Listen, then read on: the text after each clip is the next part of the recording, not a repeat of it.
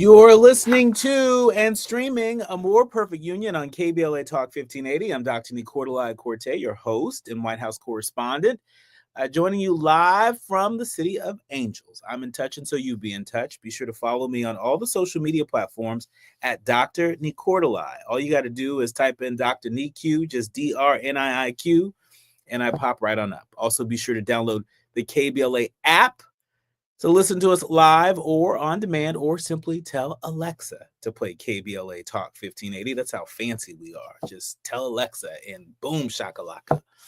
Last but not least, subscribe to A More Perfect Union podcast. That way you'll never, ever, ever miss an episode. And talking about not missing anything, our KBLA 4th anniversary events are fast approaching.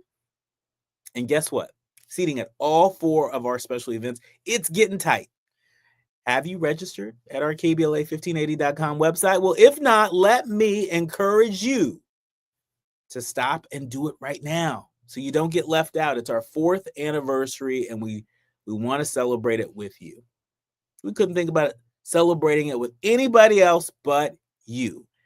And if you're planning on joining us for our 4th anniversary celebration and barbecue on Juneteenth, we're asking everyone to bring a food gift card of any amount for the victims of the Altadena fire, grocery store chain or restaurant, whatever it is. We're grateful for whatever you bring to help the families that are still displaced by the wildfire. So go to our KBLA1580.com website right now and sign up for the events that you plan to attend. All of our anniversary events are free, but seating is limited, and you must register now. And so thanks in advance for heeding our call.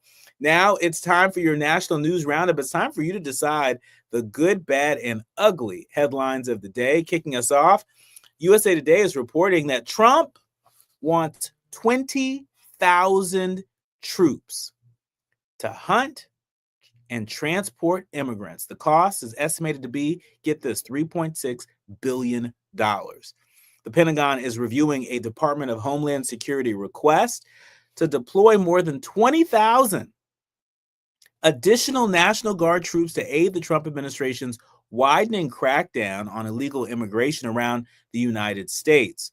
Homeland Security officials want the troops to help track fugitives, quell riots at detention centers, and search for unaccompanied children in remote or hostile terrain.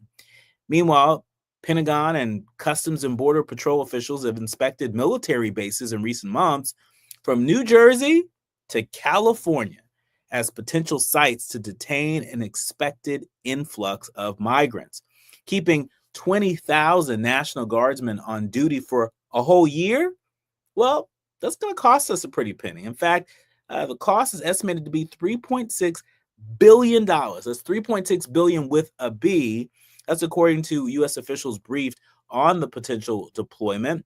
However, it's unclear how many guardsmen are available to fill the request. That's according to defense officials. And so, are folks defending or policing? Make no mistake about it, the move would shift the military from its mission of defending the nation against foreign enemies towards policing its streets. That's according to critics like Senator Jack Reed, a top Democrat on the Armed Services Committee. Trump has upped the ante in recent days, ordering the 4,000 California National Guard to Los Angeles and deploying 700 active duty Marines to the city over the objection of Governor Gavin Newsom. This deployment, by the way, in case you were wondering, is costing $134 million. You know what we could do with $134 million?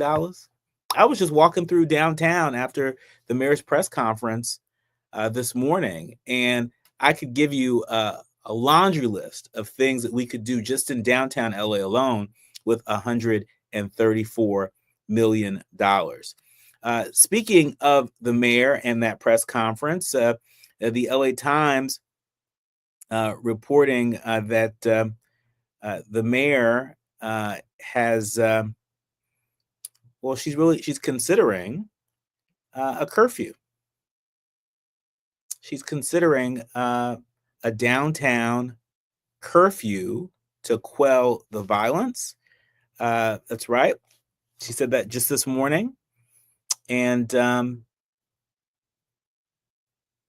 she characterized the violence and the vandalism in some downtown neighborhoods as unacceptable, but she also reiterated that it was limited to a small geographic area. And I think it's important for our national audience that folks understand that some of the protests that you've seen and some of the video and images of vandalism that you've seen, that's not widespread across the city of Los Angeles. It's not widespread across the county of Los Angeles. A lot of people don't know this, but the county of Los Angeles includes 88 cities.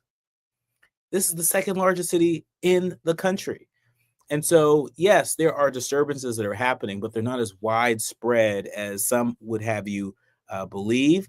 Continued damage, she said, would not be tolerated.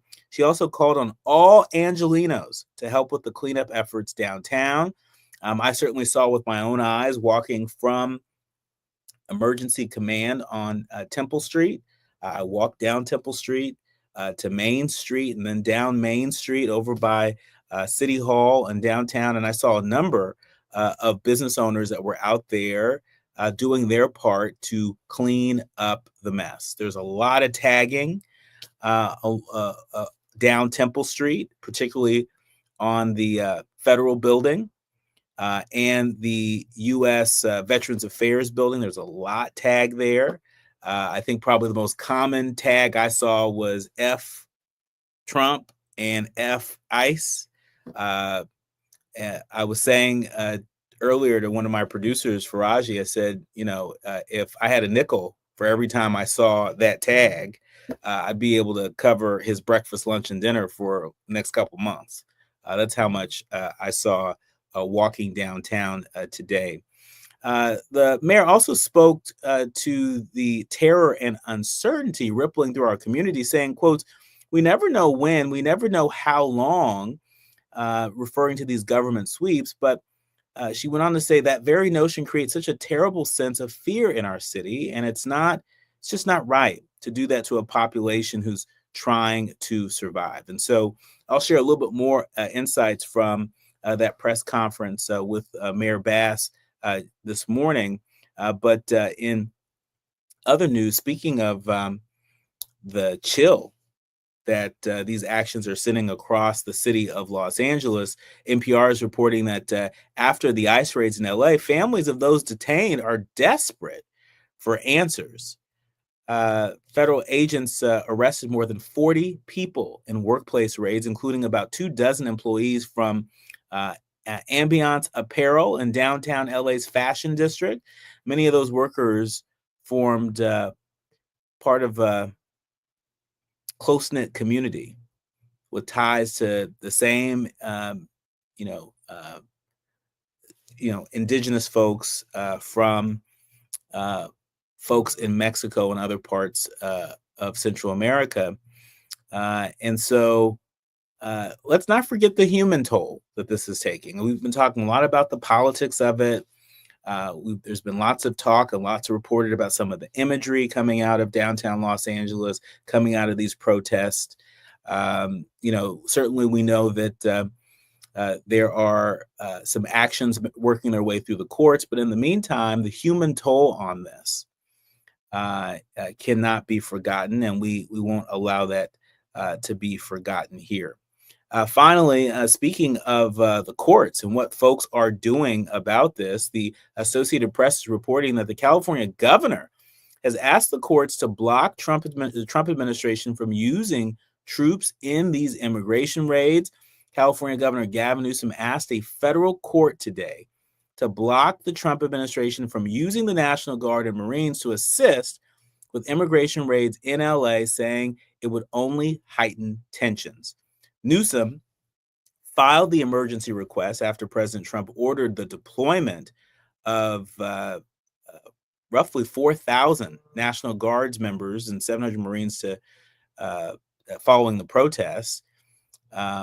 This is a part of the president's sort of stepped up enforcement on immigration laws. The demonstrations in our city of 4 million people have largely been centered around several blocks of downtown. So just a reminder that for our national audience, these demonstrations do not encompass all of LA. It's a confined area in LA at the moment. When we come forward, we are digging even deeper into some of these very troubling headlines coming out of the City of Angels today. Joining me in just moments is Dr. Jonathan Collins. He's assistant professor of political science at Columbia University, and he is tracking these headlines as closely as we are. We're going to get his hot take and analysis on all of this and more. You are listening to and streaming A More Perfect Union on KBLA Talk 1580. You're listening to A More Perfect Union on KBLA Talk 1580. We've got a lot to talk about. 1 2 1 2 1 2 1 2. You ready? Somebody make some noise in this joint. KBLA Talk 1580 celebrates its 4th anniversary this year on Juneteenth. Here we go again. Hard to believe 4 years has gone by so fast. Oh my God. But here we are, still standing, still loving and serving our people as best we can. Yeah, that's what I'm talking about. To celebrate our 4th anniversary, we have 4 big events, and you're invited to all of them. She got a lot to say. Let's do this. Let's get it on.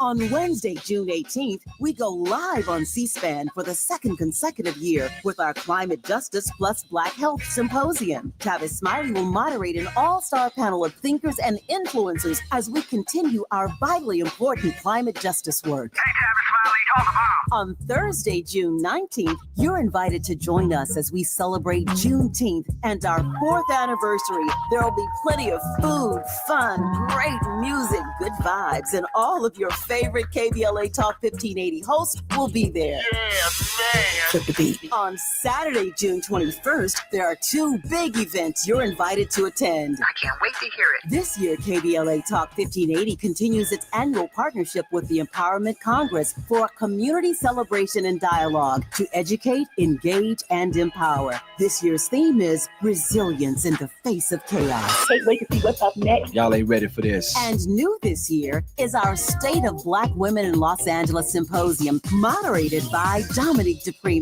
with a luncheon to follow. Dominique will be leading a dialogue with some of the most impactful Black women leaders in Los Angeles, and you're invited to join. This is it. All of these events are free, but seating is limited, so you must register in advance at our KBLA1580.com website, where you can find all the details you need about each event. Check it out. It's our 4th anniversary, and we would love to celebrate it with you. I love you guys so much. There's nothing you can do about it. We're KBLA Talk 1580. The only black talk radio station west of the Mississippi. Thank you for having our black. Happy anniversary, KBLA. We love you. Love you. Now at Verizon, we have some big news for your peace of mind. For all our customers, existing and new, we're locking in low prices for 3 years guaranteed on My Plan and My Home. That's future you peace of mind. And everyone can save on a brand new phone on My Plan when you trade in any phone from one of our top brands. That's new phone peace of mind. Because at Verizon, whether you're already a customer or you're just joining us, we got you. Visit Verizon today. Price guarantee applies to then current base monthly rate. Additional terms and conditions apply for all offers. Small businesses are the heart of America. But you don't have to go it alone.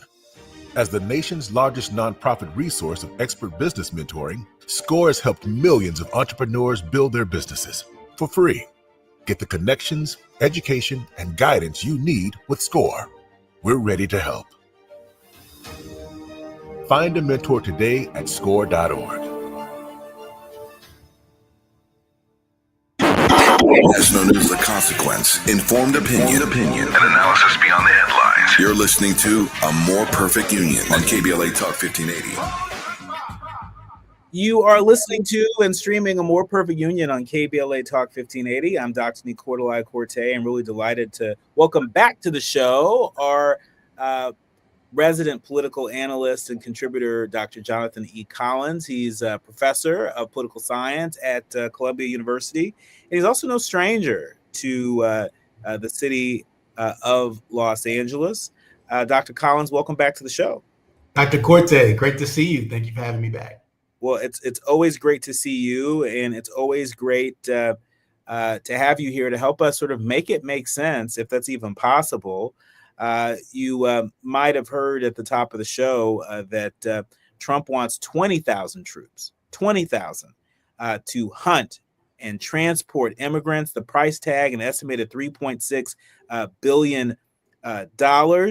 Homeland Security officials want these troops to help track fugitives, riots at detention centers, and search for unaccompanied children in remote and hostile terrain right here on American soil. What's your reaction?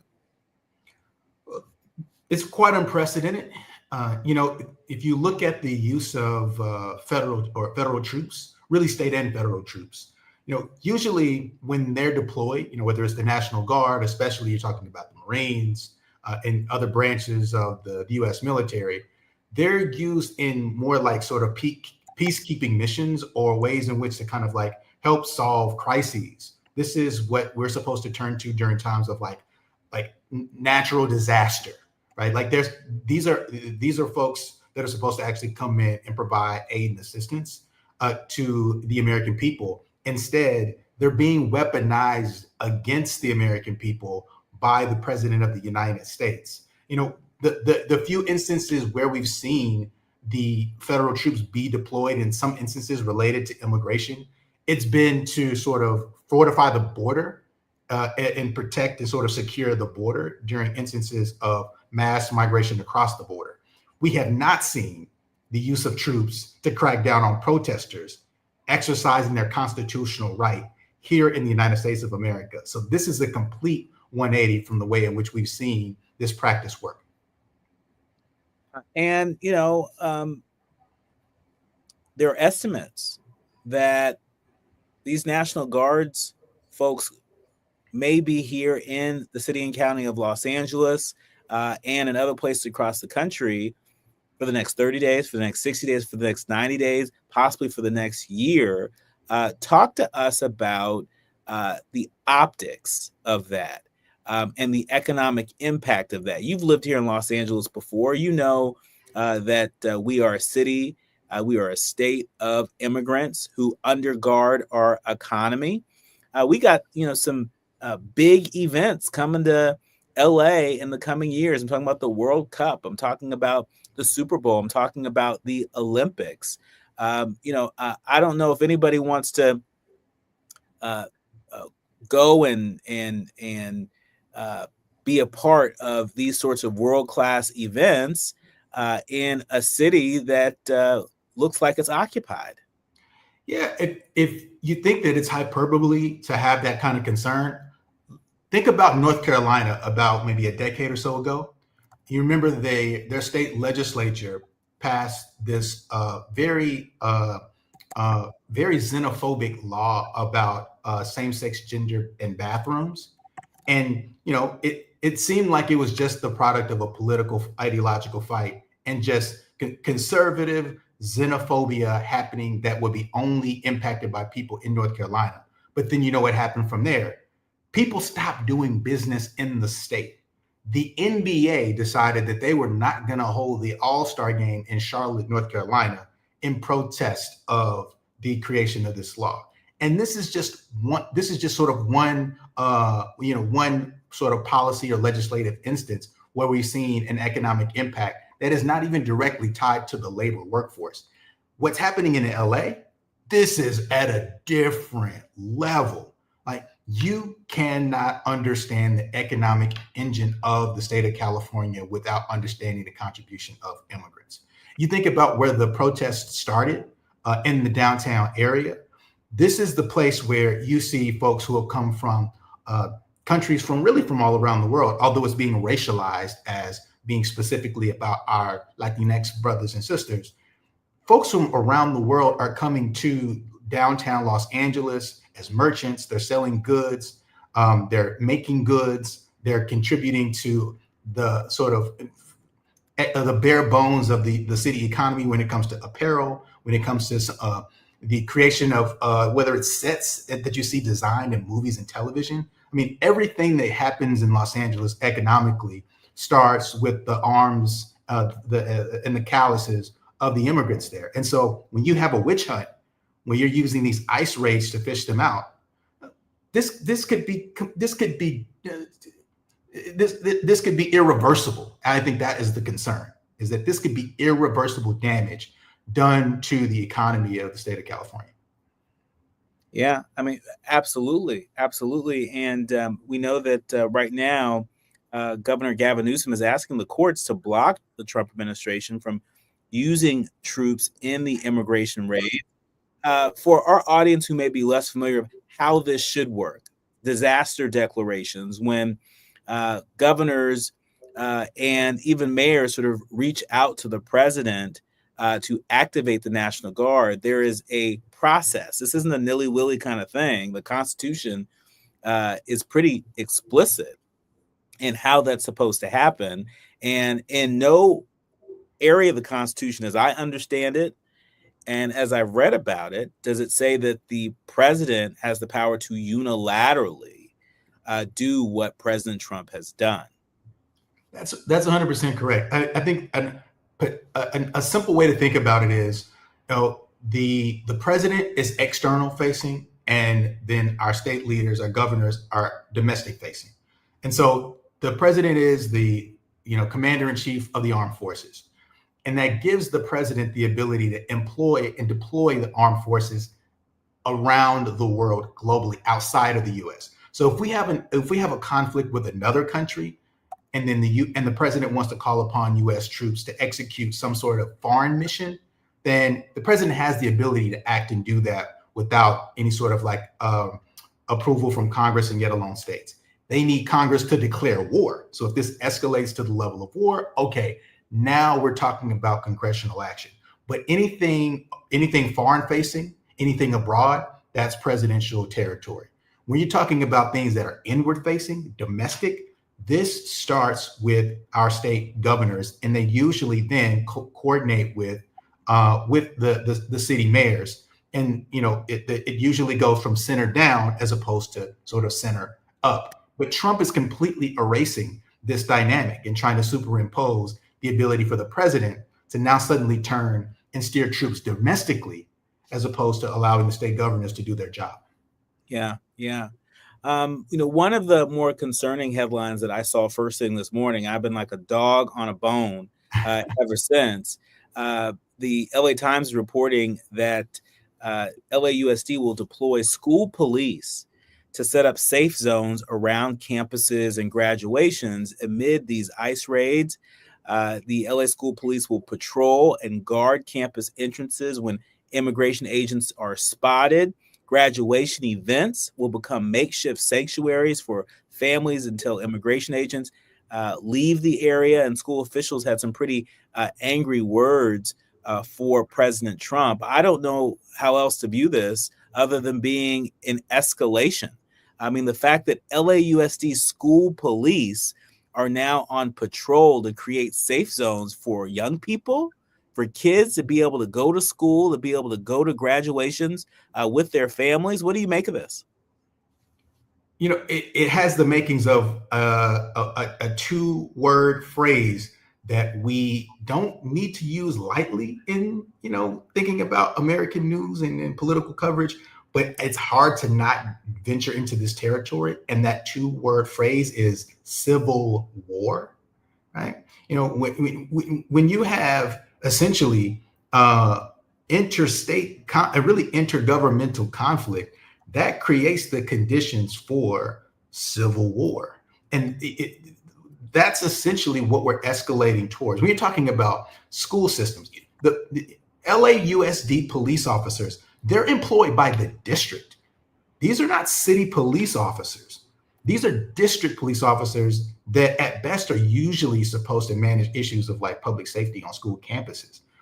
Now you're talking about using school police officers to essentially try to protect and defend against ICE raids that are being commanded by the commander-in-chief sitting in the White House. I mean, there's no other way to see this than the potential for a major domestic clash. And we're on the verge of having to sit back and say, okay, choose your fighter. Is it the president or is it the American people? When we come forward, I'm going to share with you what Mayor Bass shared with me early this morning. I had a chance to put the same question to her during this morning's press conference at Emergency Command here in the city of Los Angeles. When we come forward, I'll tell you what she told me and get your reaction to that. You are listening to and streaming A More Perfect Union on KBLA Talk 1580. More with Dr. Jonathan Collins, a professor of political science at Columbia University. The audience is listening. Thought-provoking, eye-opening, heart-rendering. This is where authentic voices meet powerful discussions on culture, community, and change. This is where Black voices matter. He's breaking boundaries, amplifying diverse perspectives, and tackling the issues that matter most to you. You're inside A More Perfect Union with Dr. Nii-Quartelai on KBLA Talk 1580. I'm Amber Payton with BIN News Now. Black Los Angeles Mayor Karen Bass says the National Guard and Marines are not needed in the city, pushing back on President Trump's claim that things are out of control. People have asked me, what are the Marines going to do when they get here? That's a good question. I have no idea. The National Guard that are here now have one assignment, and that is to protect one building. She says LA already has state support and did not ask for federal help. President Trump says several military bases named after Confederate leaders will have their names restored, reversing changes made under President Biden. He announced the move at Fort Bragg in North Carolina, including bases in Virginia, Georgia, Alabama, and Louisiana. And Colorado coach Deion Sanders is, quote, feeling well, end quote, after missing the start of summer camp, according to his son. No details were shared on his health or return. Sanders has dealt with blood clots and has had 2 toes amputated in the past. Get BIN News Now on demand 24/7 on the iHeartRadio app. New closures for the 101 freeway in downtown Los Angeles. North and southbound traffic stopped at Alameda because of some protesters in the roadway. It looks like they may be dispersing. We'll keep our eye on that for you. In West Covina, the 10 eastbound before Vincent. There's a crash that's cleared out of the way. Inglewood had trouble on the 405 southbound past the 105. A wreck blocking the middle lane as you stop and go from Century Boulevard. For victims of drunk and drug driving, our grief is unique. But you are not alone. You always have a place at MAD. Call our 24-hour victim helpline at 877-MAD-HELP or visit mad.org. This is the KBLA Sports Minute with Ray Richardson.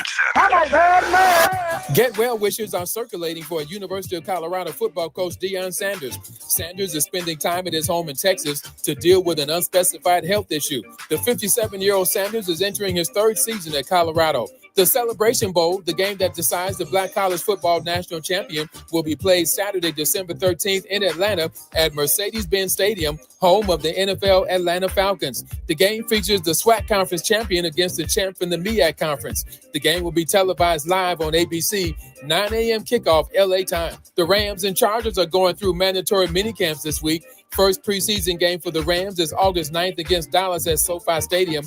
The Chargers kick off the NFL preseason against Detroit in the Hall of Fame game on July 31st in Canton, Ohio. No debates, no speculation, just the info you need. That's your KBLA Sports Minute. I'm Ray Richardson. More news, opinions, and conversation when we come forward on KBLA Talk 1580. KBLA Talk 1580 congratulates Pastor and Mrs. William Sachs Epps on their retirement from stewardship at the historic Second Baptist Church.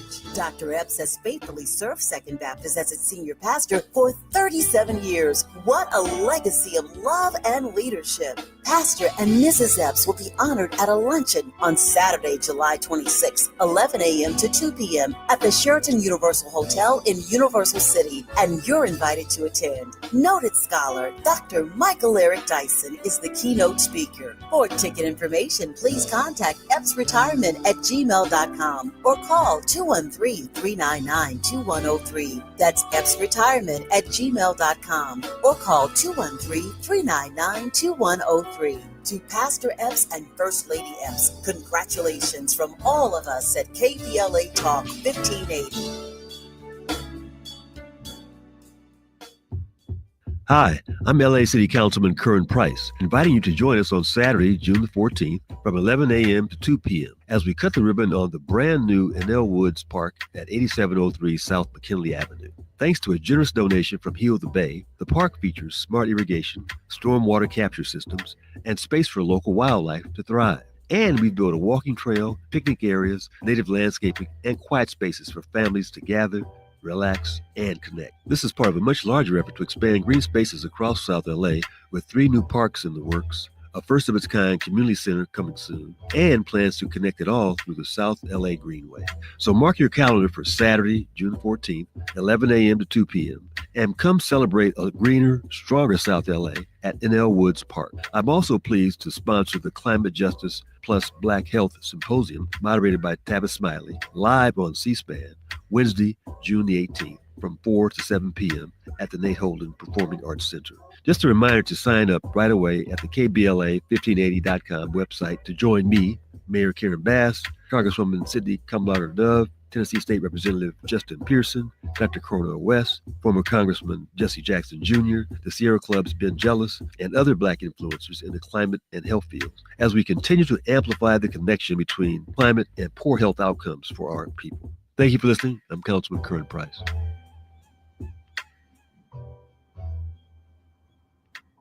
Now back to building a more perfect union on KBLA Talk 1580. You are listening to and streaming A More Perfect Union on KBLA Talk 1580. I'm Dr. Nii-Quartelai, and he is Dr. Jonathan Collins. He's assistant professor of political science at Columbia University. No stranger to the city of Los Angeles. In fact, you did your graduate school studies at UCLA. I did PhD in political science from UCLA. Yeah, and so look, you're not new to these streets.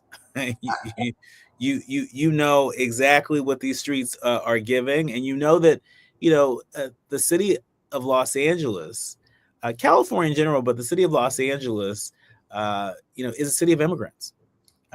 Immigrants really undergird the economy here in Los Angeles, from the street vendors, to even if you go downtown, for example, whether we're talking about the Flower Mart or we're talking about, the Fashion District, there's a lot that the immigrant community contributes to the whole entire city. Yeah, and it's one of the things that makes LA unique. And it's not just the fact that you have all these different immigrant populations. LA is a city of coalition, of like brotherly love and of solidarity. And so if you go to South LA, you're not gonna just see protests happening or activity happening that is very like racial and ethnic specific, right? What you're gonna see is like these Black and brown coalitions forming in ways that I haven't seen in any other place in the country. And so like if you look at the images from the most recent protest that happened in like the Paramount Compton area, this is Black and brown, and they, as they say in LA, they getting active, right? Like LA people ain't nothing to play with, right? And so I think this is the other miscalculation of the Trump administration. Like, this is not the enemy you want, because the folks in LA, they don't play, right? Like, we've seen LA burn down twice, right? Like, what other city can say that? We have seen LA burn down twice. Whenever injustice comes knocking at the door, it goes running the other way. Yeah. And look, I think that might also explain the posture of the Los Angeles Unified School District Superintendent.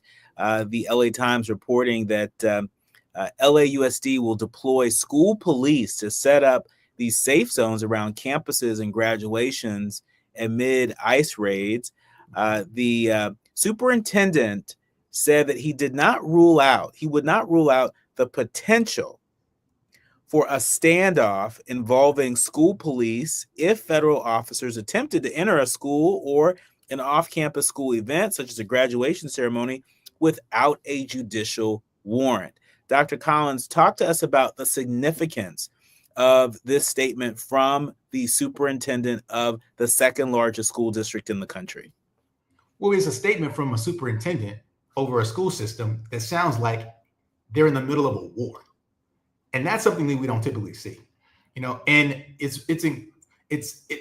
pretty crazy when you think about just the year that the superintendent has had, because, not less than a year ago, the superintendent was also having to make a call about whether they keep schools open as the fires were raging through, Pasadena, Altadena, and Pacific Palisades.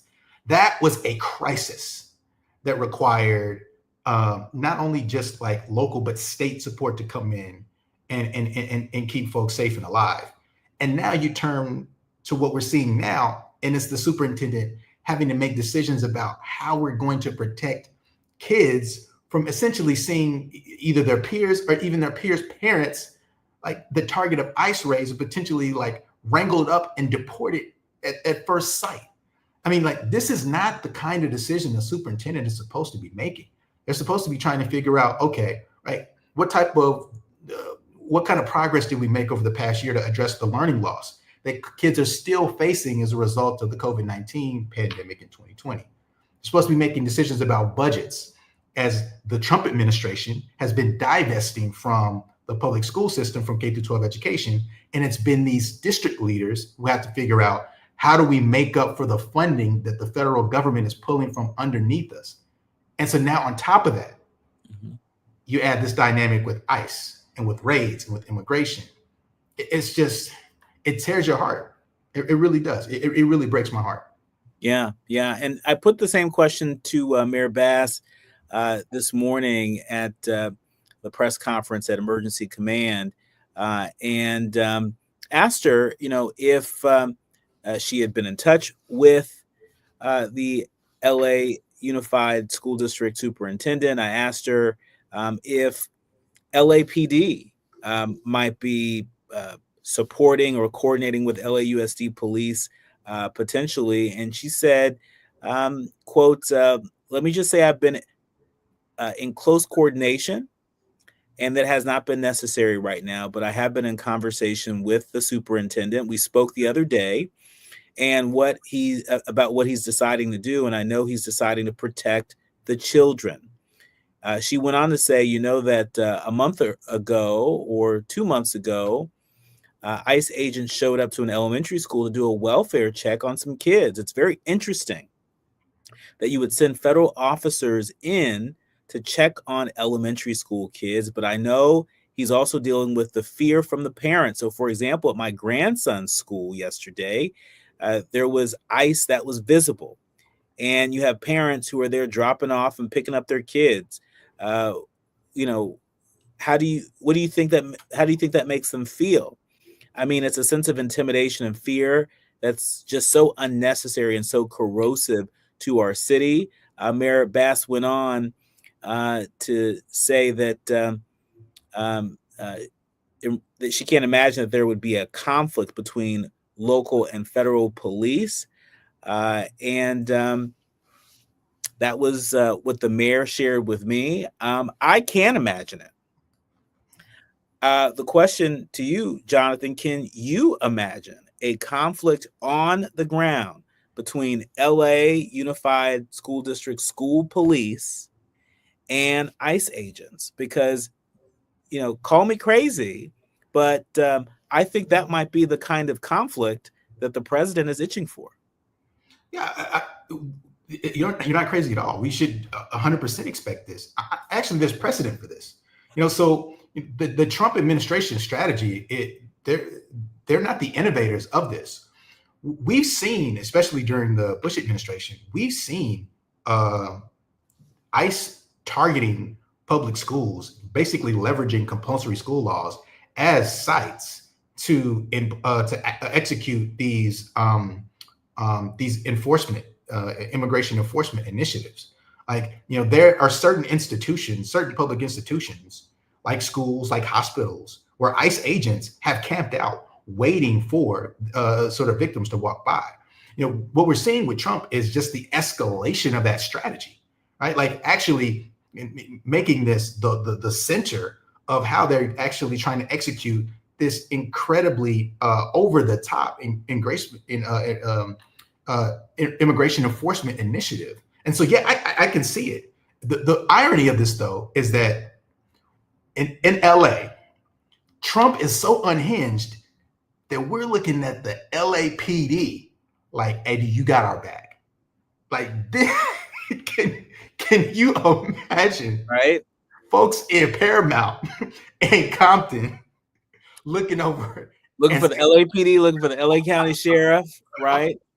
Yeah, I mean, and that's where we're at today. To make matters more challenging, President Trump spoke at Fort Bragg, North Carolina today to mark the Army's 250th anniversary, and said that he plans to restore the names of other military bases that honored Confederate officers. Earlier in the day, he told reporters that protesters of this Saturday's military parade commemorating the anniversary would face, quote, very heavy force.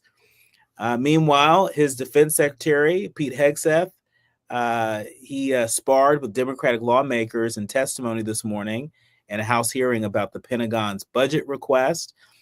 We are really seeing this president really trying to create a different kind of mission for our U.S. military.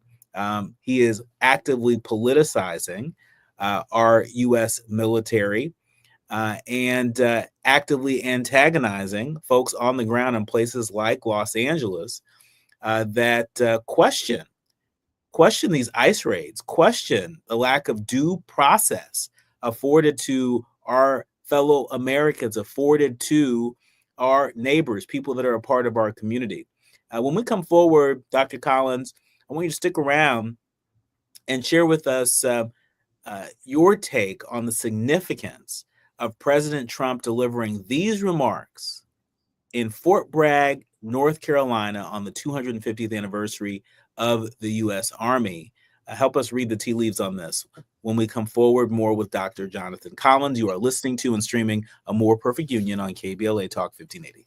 Striving to make America a nation as good as its promise. This is A More Perfect Union on KBLA Talk 1580. We've got a lot to talk about.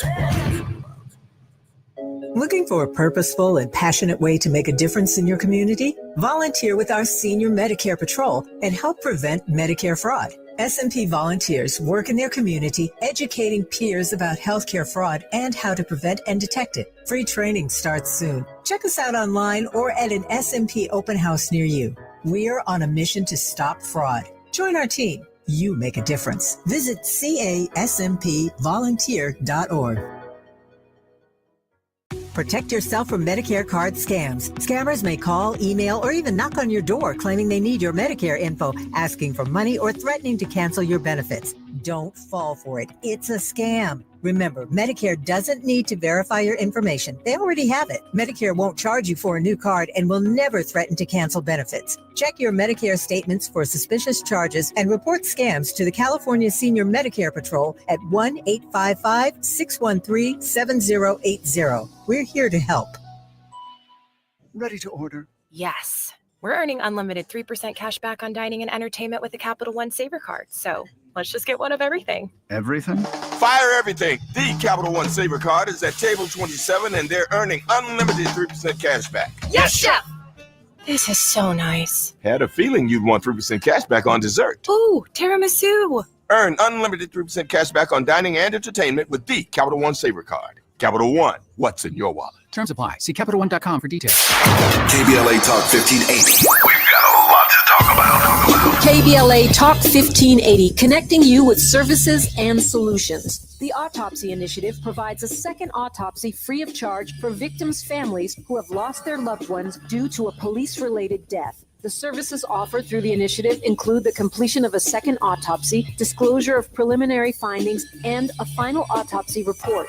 A police-related death is when an individual is harmed by police officers using deadly force, which results in an individual's death. Police-related death includes in-custody deaths, including those that arise during contact with law enforcement officers during arrest, pursuit, booking, transport, or incarceration. The Autopsy Initiative has a team of board-certified pathologists on call. An autopsy request may be completed by anyone with a close relationship with the victim, which may include the victim's spouse, partner, relative, close friend, or lawyer. To request a free second autopsy for a victim of police violence, please visit knowyourrightscamp.com. That's knowyourrightscamp.com. Then click on Autopsy, then click on Request. At KBLA, we believe in justice for victims of police violence. We say their names, and we don't black down. This is a community call to action from KBLA Talk 1580. We face tragedy, but we don't fall into despair. We continue our work to build a more perfect union. You are listening to and streaming A More Perfect Union on KBLA Talk 1580. I'm Dr. Nii-Quartelai, and he is Dr. Jonathan E. Collins, Assistant Professor of Political Science at Columbia University. And we're asking Jonathan to help us sort of read the tea leaves on this. President Trump delivered a speech today in Fort Bragg, North Carolina. And during this speech, the president shared plans to restore the names of several military bases that were renamed during the Biden administration. You might remember that a congressional commission in 2022 had proposed new names for Army bases named after Confederate officers. Trump had opposed the new names for the bases, even vetoing a military spending bill that included the provisions for new names in 2020. Congress, of course, overrode that veto.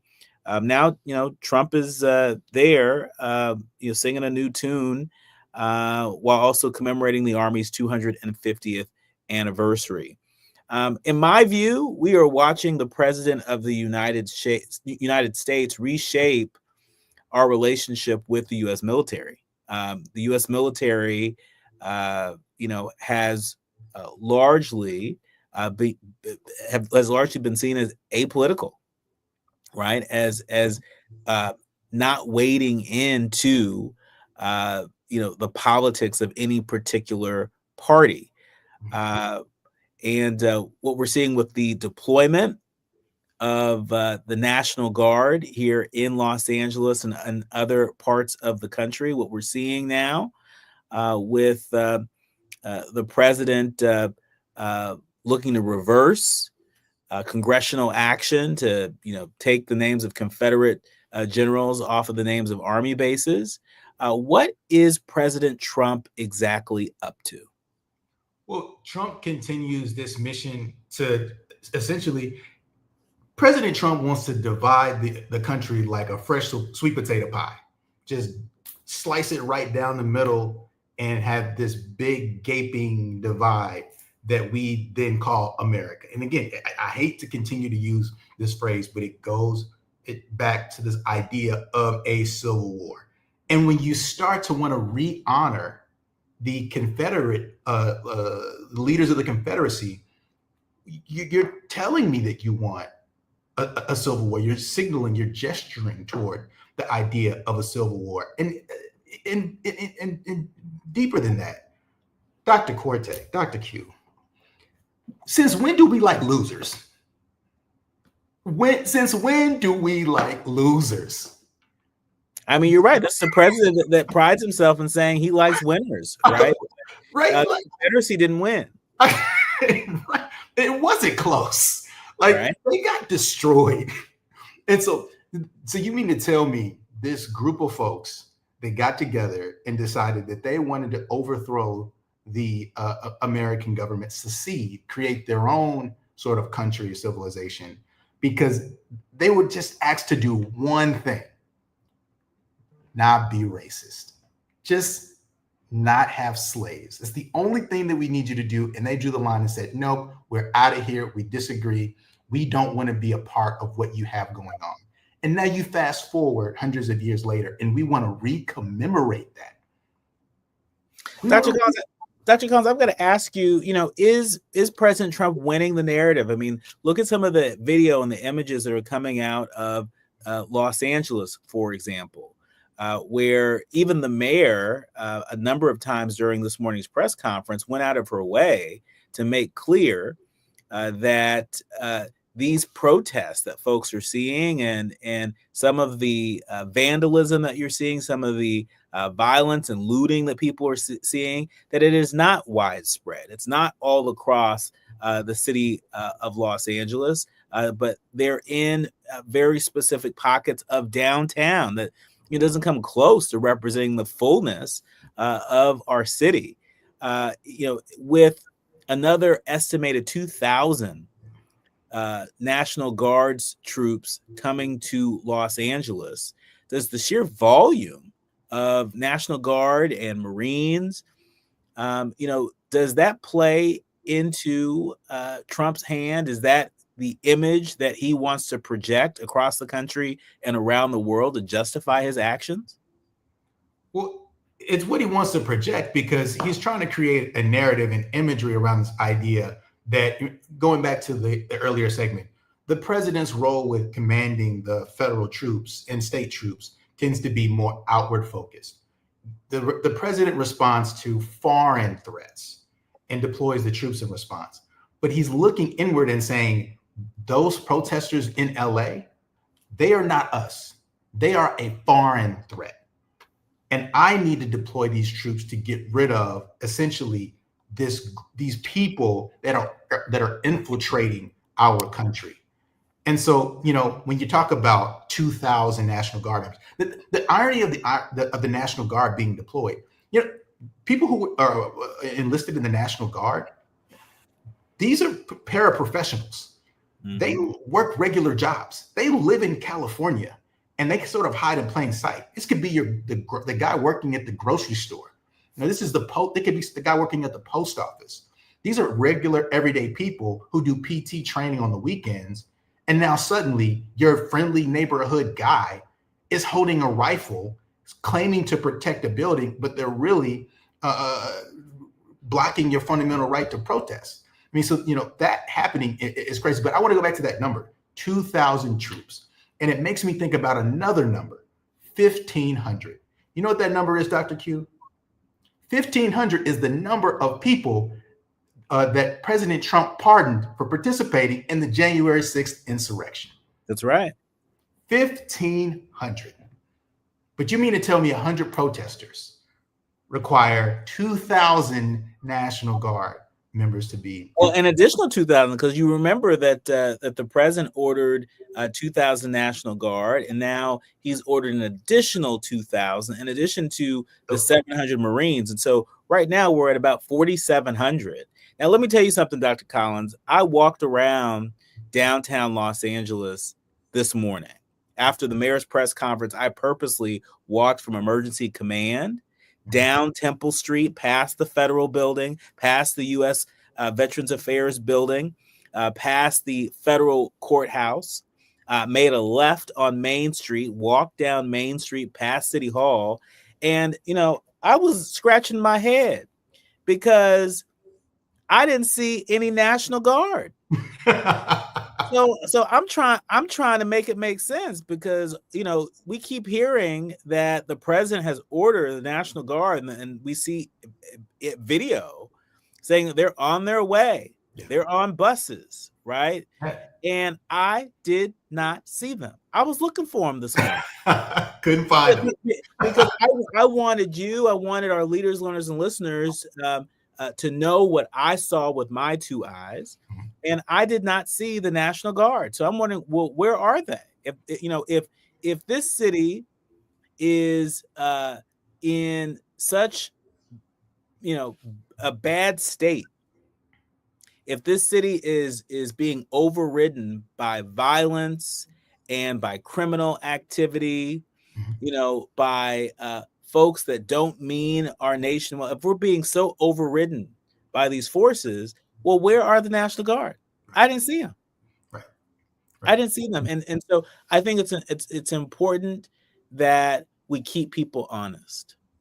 That we keep people honest, and that's what we intend to do each and every day here at KBLA. That's what we intend to do here on A More Perfect Union, featuring the voices of leaders on the front lines. And so in that spirit, Dr. Collins, we will have you back again to help us make it make sense where we can.